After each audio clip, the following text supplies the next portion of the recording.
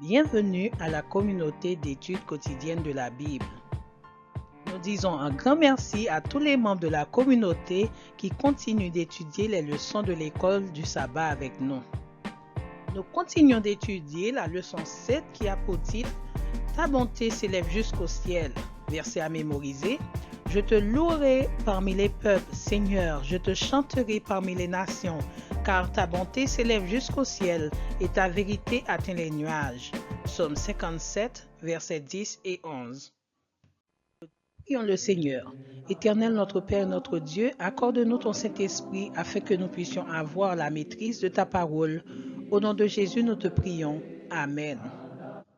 Toujours à la leçon 7, ce 15 février 2024, nous étudions la partie intitulée « N'oublie aucun de ses bienfaits ». Ensemble, analysons le psaume 103. Ce psaume est un hymne de louange de David à l'Éternel dans lequel il admire l'ensemble du plan rédempteur de Dieu. Jésus-Christ, descendant de sa lignée, reviendra pour régner sur le monde. Rempli de gratitude pour la miséricorde divine, David, après avoir compté les raisons de sa joie, loue le nom de l'Éternel de tout son cœur et s'encourage à jubiler de reconnaissance. Habituellement, dans les psaumes de David, cher membre de la communauté, il s'adresse personnellement à Dieu dans sa détresse pour confesser ses péchés. Mais le psaume 103 renferme une particularité. Il est vrai que le psalmiste commence son hymne par un style personnalisé, prenant l'exemple des versets 2 et 5. Mon âme bénit l'Éternel, que tout ce qui est en moi bénisse son Saint-Nom. C'est lui qui rassasie de bien ta vieillesse, qui te fait rajeunir comme l'aigle. Et par la suite, il adopte une approche plus générale dans le reste du texte. Nous pouvons citer le verset 7 à titre d'exemple. Il a manifesté ses voies à Moïse, ses œuvres aux enfants d'Israël.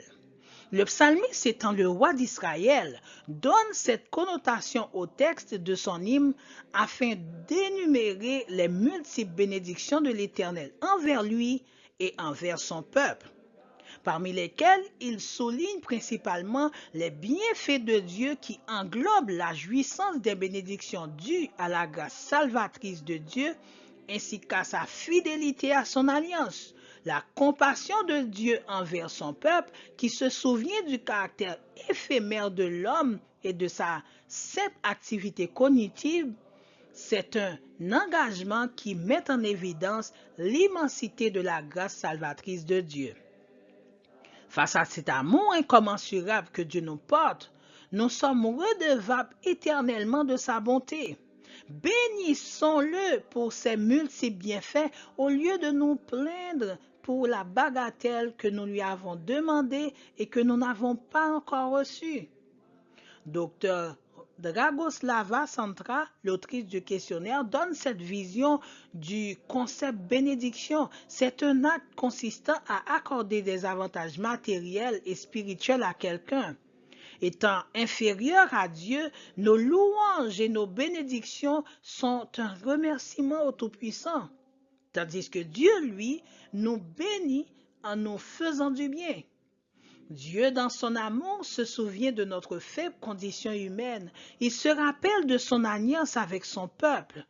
Toujours selon Dragoslava Santra, le souvenir est un aspect crucial de la relation entre Dieu et son peuple.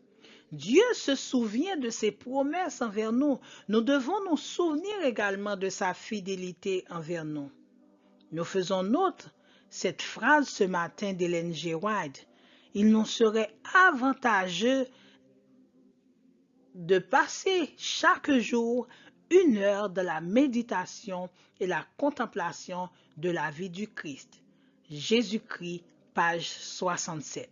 Cette habitude de vie, chers membres de la communauté, nous permettra de compter chaque jour les bienfaits de Dieu. Nous vous donnons rendez-vous à la partie du vendredi. Prions le Seigneur. Éternel Dieu, aide-nous à compter chaque jour tes bienfaits dans notre vie. Nous te prions au nom de Jésus. Amen.